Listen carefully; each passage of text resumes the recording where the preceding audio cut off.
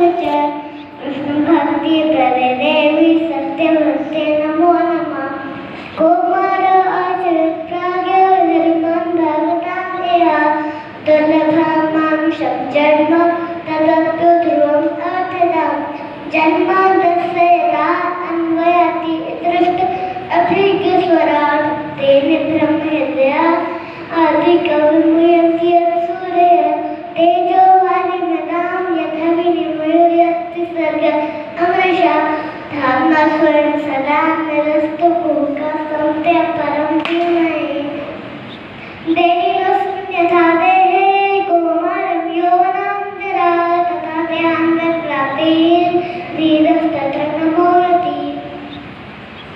एक बार रूप गोस्वामी जी और जीव गोस्वामी जी एक ग्रंथ लिख रहे थे। रूप गोस्वामी जी उज्ज्वल लेखन, तो उसमें रूप गोस्वामी जी ने लिखा भुक्ति मुक्ति स्पृहा पिशाचिनी। तो वल्लभाचार्य जी आए, उनसे पूछा कि ये